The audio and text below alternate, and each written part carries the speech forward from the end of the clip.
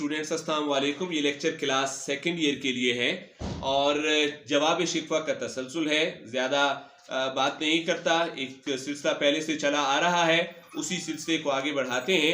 हम हैं मुसद्दस बंद नंबर 7 पर और 7वें बंद का तीसरा शेर है। बादा आशाम नए, बादा नया, हम भी नए, हरम काबा नया, बुत भी नए, तुम भी नए। अल्लाह ताला ने शिकवा का जवाब देते हुए मुसलमानों की हालत ज़ार बयान कर दी है और कि ए मुसलमानों, अब बादा आशाम नए हैं। अब बादा आशाम के मानी समझने हैं, यानी बादा शराब को कहते हैं, मै को कहते हैं, मै तो नहीं है मगर आशाम यानी शराब के जाम पीने वाले। बादा शराब, लेकिन आशाम पीने वाले को कहते हैं, शराब पीने वाला। तो अब यहां पर जिक्र है शराब पीने वालों का और वो शराब पीने वाले नए हैं। बादा का लुत्फ उठाने वाले आशाम, मैं का मजा लेने वाले लोग आशाम, ये लोग अब नए हैं। अब नए की तशरीह देखें, यानी अल्लाह की, पहले हमारे पास बादा कौन सा था? अल्लाह की मोहब्बत की शराब हुआ करती थी। और आशाम कौन थे? अल्लाह की मोहब्बत की शराब पीने वाले लोग थे। अब कोई नहीं है, यानी अब हमारे पास नए बादा आशाम है, अब नई शराबें आ चुकी हैं। उसकी तशरीह बादा नया में होगा, तो जाहिर है अल्लाह की मोहब्बत की शराब पीने वाला अब कोई नहीं है। अब देखें, मजीद आगे बताया था कि बादा भी नया है, शराब भी नहीं है, मैं भी नहीं है। अब देखें, पहले मुसलमानों को अल्लाह के इश्क की शराब मुयस्सर थी, यानी इस्लाम से मोहब्बत, नबी पाक सल्लल्लाहु अलैहि वसल्लम से मोहब्बत, इसकी शराब पीते थे। मगर अब ऐसा नहीं है, अब उन्होंने अल्लाह की मोहब्बत की शराब तर्क कर दी है, छोड़ दी है। और हम भी नए हैं। हम से मुराद शराब के मटके हैं, बर्तन, और शराब के बर्तन हैं जिनमें शराब रखी और संभाली जाती है। तो शराब भी नई, शराब पीने वाले भी नए और मटके भी नए हैं। आगे इसकी वजाहत कर दी कि अल्लाह ने उल्टा मुसलमानों से शिकवा कर दिया है कि ए मुसलमानों, तुमने हरम काबा भी नया बना लिया है। इससे अब वजाहत हो रही है कि क्या कर लिया। हरम काबा तो वही है, यानी अब हरम की तशरीह हो जाए। मतलब मुसलमान तो हरम पाक से, खाना काबा से, अभी हरम पाक खाना काबा से बहुत ज्यादा अकीदत रखते थे। हमारी शराब पहले हरम काबा थी, हम इससे मोहब्बत रखते थे और उसको इंतहाई मुकद्दस समझते थे।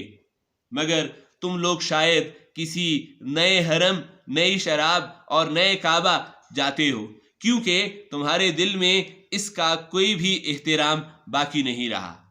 शायद बुत भी नए हैं, नए बना लिए, अल्लाह की इबादत नहीं करते, ऐसा ही है, नमाज अदा नहीं करते, कोई नया बुत है, मसाजिद बेआबाद हैं, कोई नया बुत है।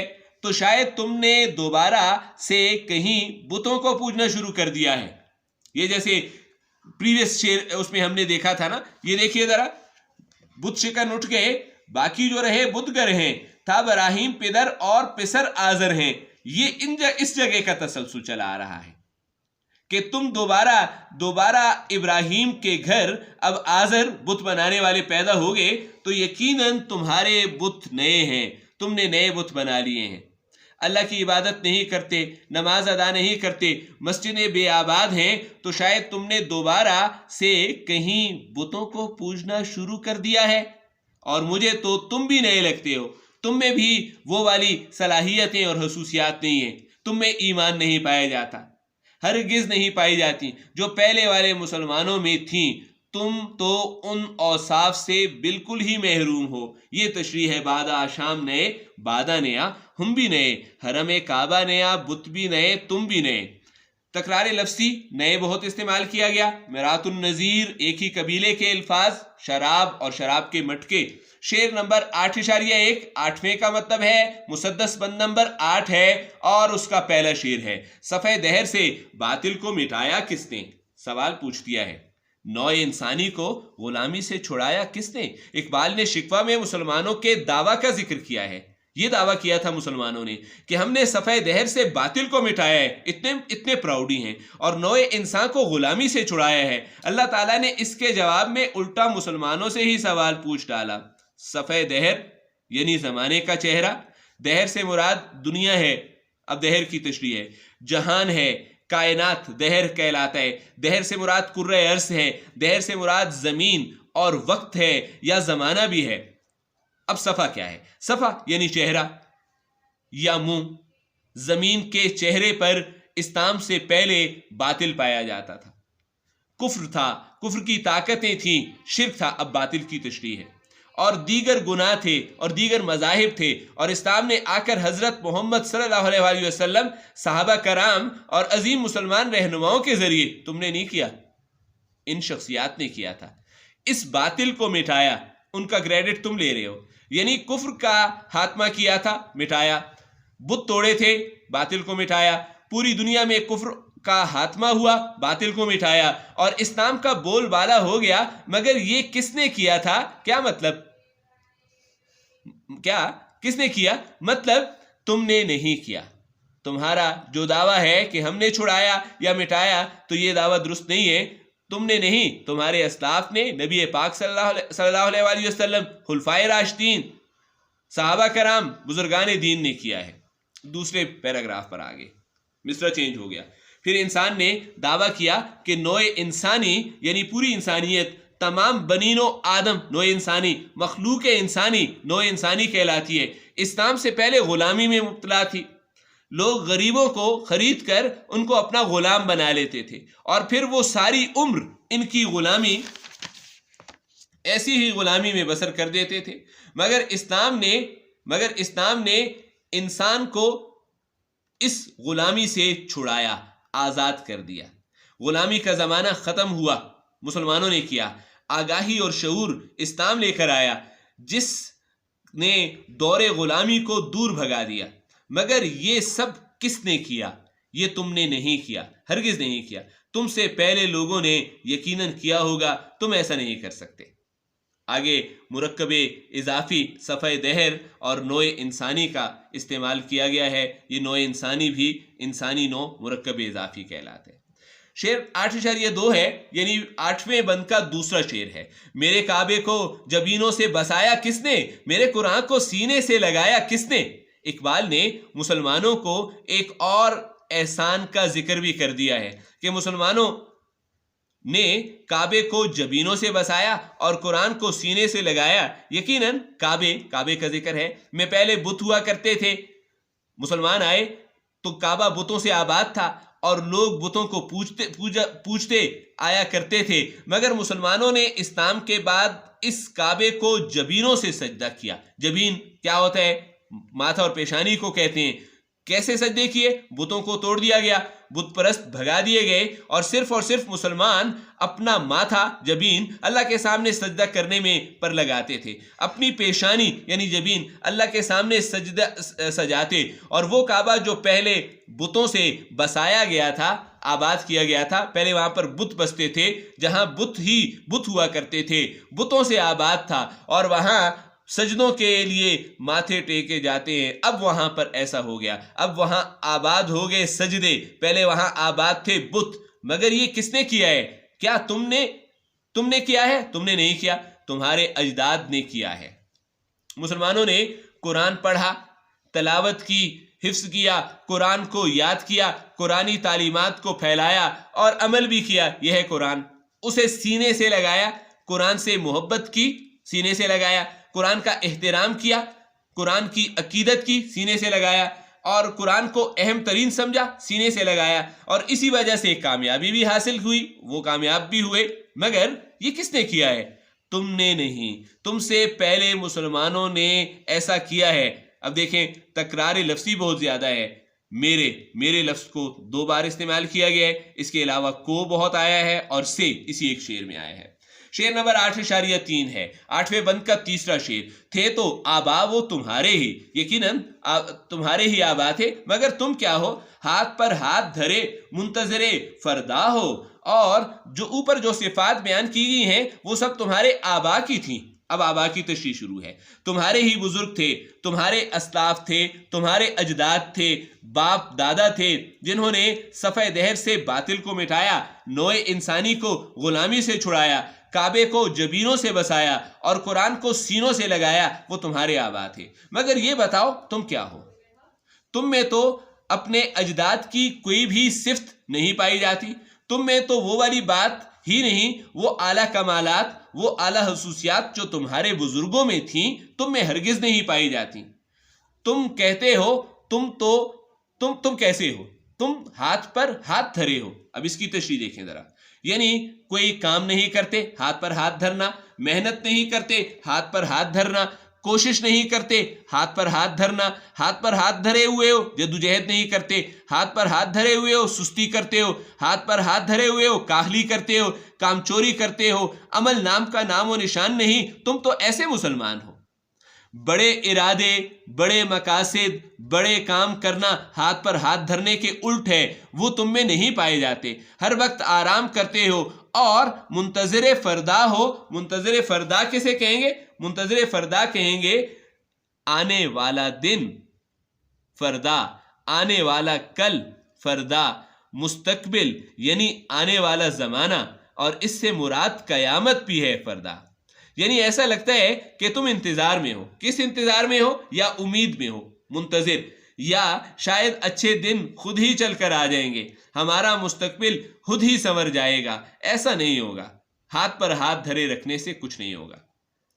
مرکب اضافی ہے منتظر فردا، اور تکرار لفظی ہے ہاتھ پر ہاتھ رکھنا. شعر نمبر 9.1 9ویں بند کا پہلا شعر ہے. کیا کہا؟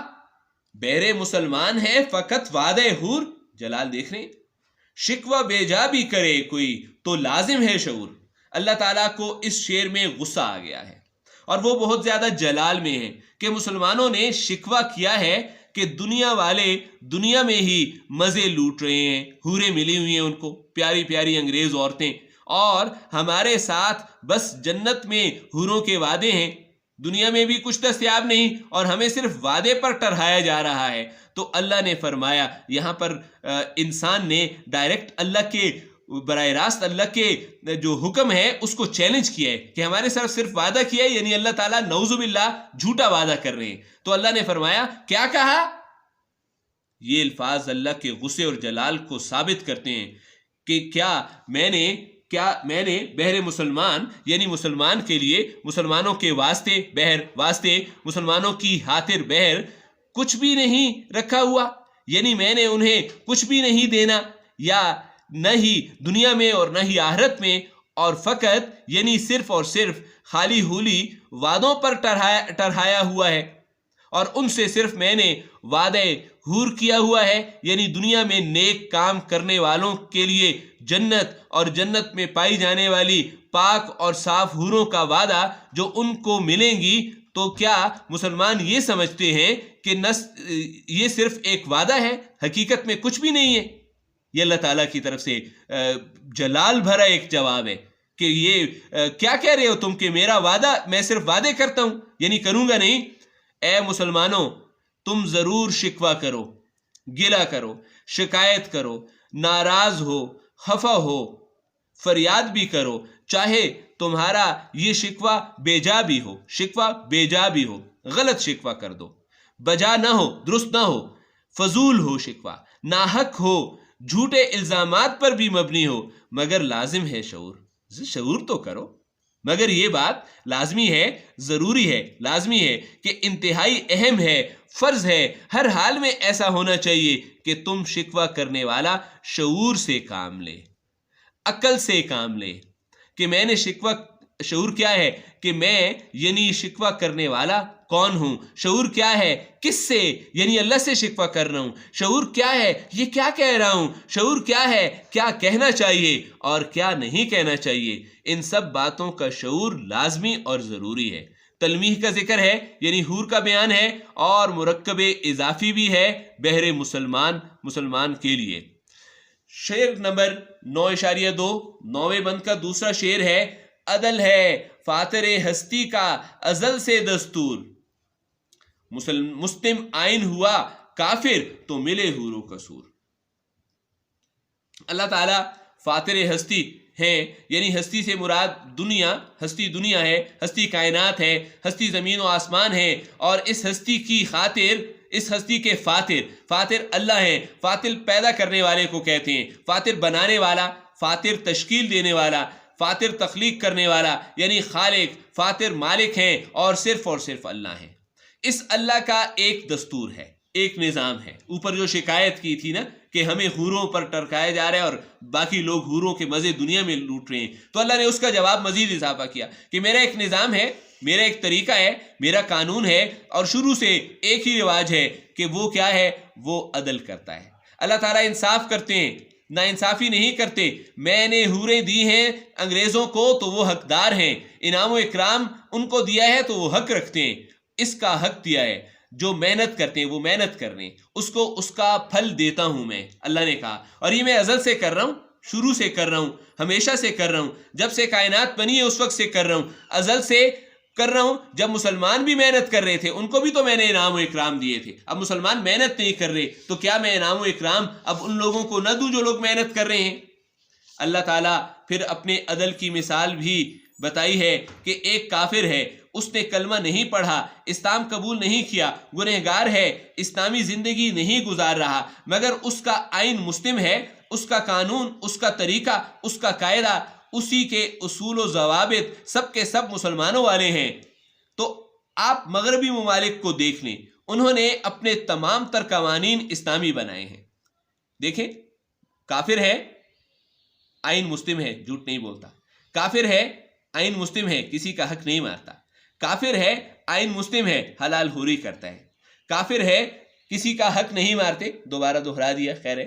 کافر ہے, یہ سب اسلامی طور طریقے مسلمانوں میں ہیں, ہونے چاہیے لیکن نہیں ہیں, یا بہت کم ہیں, مگر ان میں سب سے, یعنی انگریزوں میں مگر ان میں, یہ کیا لکھا ہے ہمارا, مگر ان میں ہیں, اس لیے یعنی انگریزوں میں ہیں, اس لیے اللہ نے عدل کرتے ہوئے انہیں یعنی مغربی دنیا کو دنیا ہی میں کیا کیا, حور و قصور دے دیے ہیں. خوبصورت لوگوں کا ساتھ حاصل ہے, اور عالیشان قصر و ایوان اور محلات, قصور قصر و ایوان محلات بھی زندگی میں گزارتے ہیں. جنت انہوں نے اپنی محنت سے زندگی اور دنیا ہی میں حاصل کر لی ہے. صنعت تضاد کافر اور مسلم, مرکب توصیفی مسلم آئین اور عطفی ہے حور و قصور. ڈیئر اسٹوڈینٹس, آج کا لیکچر یہیں تک تھا. آپ کو آج 2 بندوں کی تشریح مل چکی ہے. انشاءاللہ اگلے لیکچر میں امید کی جاتی ہے کہ اگلے لیکچر میں اس کو ہم وائنڈ اپ کرنے کی کوشش کریں گے, لیکن بہت طویل ہے, ابھی بھی بہت کام باقی ہے. 2 لیکچرز میں انشاءاللہ ہوگا. اس ویک میں یہ سارا کمپلیٹ ہو جائے گا. شکریہ, والسلام.